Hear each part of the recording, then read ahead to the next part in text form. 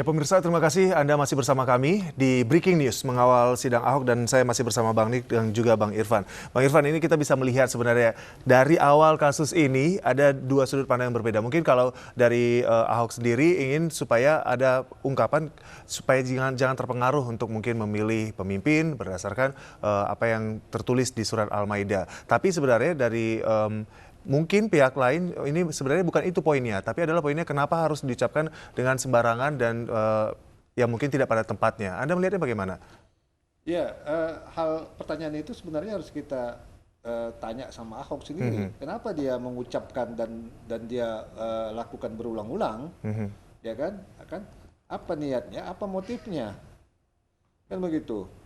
Kalau tadi sudah dibahas, itu sudah memenuhi unsur niat. Dan dia lakukan itu dalam kesengajaan dia, dan itu terekspos gitu, dan itu tidak hanya satu kali, berulang-ulang.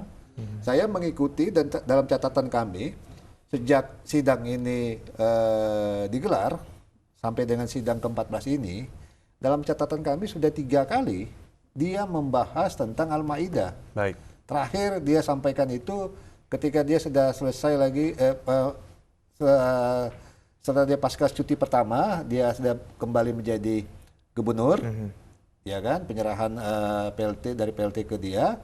Nah, dalam sebuah raker ya, rapim di Pemprov itu, dia sampaikan kan tentang wifi itu ya, yang ada ID yang dia sampaikan. Dan menggunakan passwordnya. Nah, dengan passwordnya ID-nya Al-Maidah 51, passwordnya kafir. Nah, ini apa maksudnya kan gitu? Baik. Nggak mungkin seseorang itu mengucapkan itu tanpa ada dalam benak pikiran dia yang dia inginkan. Itu juga saya ikutin dalam persidangan kemarin, para ahli yang mengungkapkan itu. Tidak mungkin kita misalnya berbicara, saya nih berbicara ini tidak terekam dalam memori otak kita apa yang mau kita sampaikan. Tidak mungkin itu seperti itu, dan itu juga diungkapkan dalam ahli kemarin, baik itu ahli bahasa maupun kemarin itu ahli pidana. Jadi sesuatu itu yang diucapkan itu kan tentunya ada rasa yang mau dia capai gitu.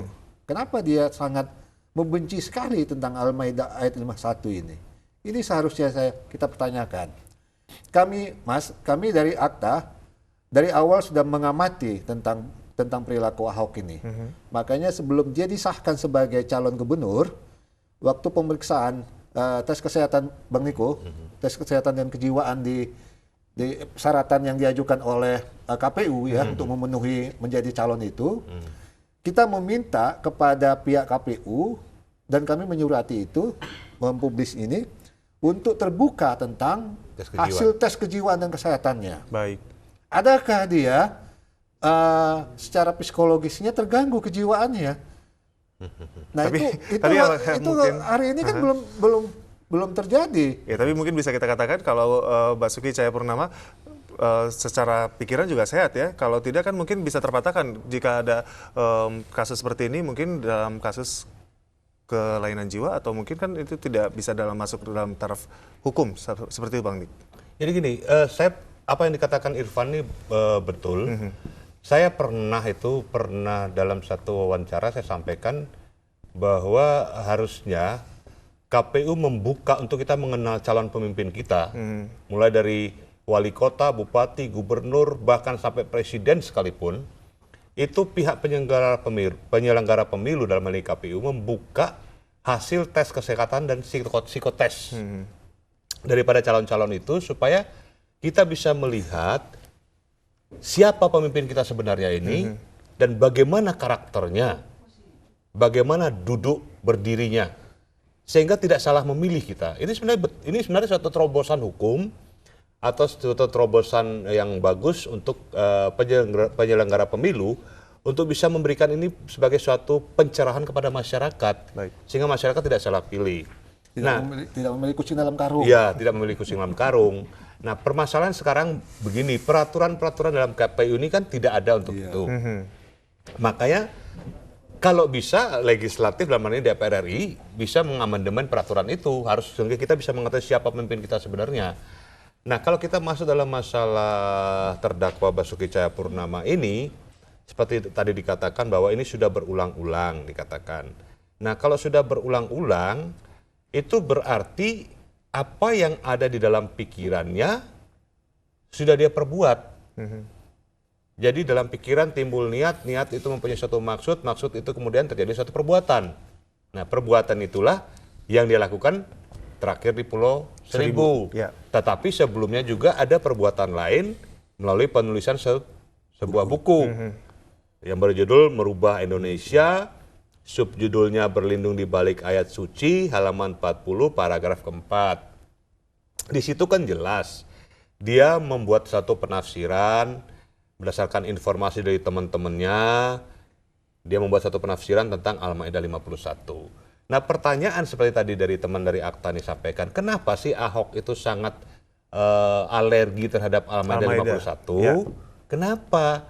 Nah, dia juga harus memikirkan ketika di satu daerah yang mayoritas Kristen, ya kan? Tidak mungkin orang Kristen milih pemimpin yang Islam. Ya kan?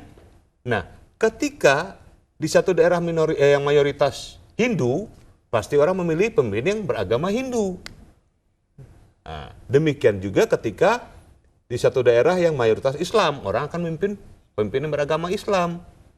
Ini kan suatu bukan ketentuan baku, tetapi ini suatu semacam adat kebiasaan yang terjadi dalam masyarakat kita. Baik. Ya kan? Jadi tidak bisa memaksakan seseorang yang beragama Kristen harus memimpin di daerah yang mayoritas Ya, Muslim. jadi bisa kita lihat sebenarnya kejadian yang di Pulau Seribu ini awalnya bukan karena ada isu yang timbul, tapi memang tiba-tiba di pidato program kerjanya malah terucap Al-Maidah ini ya. Terucap Al-Maidah ini.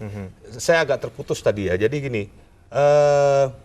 ketika Ahok menyatakan bahwa pada saat sebelum pilkada putaran pertama, Ya. dia mengatakan bahwa memilih pemimpin berdasarkan agama adalah dilarang oleh konstitusi. Baik. Nah, Ya. ini saya masih ingat ucapan itu, memilih pemimpin berdasarkan agama dilarang oleh konstitusi. Sehingga timbullah counter statement daripada Menteri Agama yang menyatakan tidak dilarang oleh konstitusi. Dengan memberikan analogi ketika Anda maju pada pilkada yang daerah mayoritas Kristen, ya Anda wajib dipilih orang Kristen. Ketika Anda yang maju pada yang mayoritas Muslim, wajib dipilih oleh masyarakat Muslim. Jadi di sini jangan kita membuat dikotomi bahwa seolah-olah terjadi sara. Bukan sara. Justru yang mengucapkan tentang ini dan menimbulkan sara itu terdakwa sendiri dengan Al-Maidah 51. Dan ketika mereka menggugat di Mahkamah Agung tahun 2007, memasukkan unsur sara di situ juga, ditolak oleh Mahkamah Agung. Dengan alasan bahwa Ahok tidak terpilih karena ada unsur sara.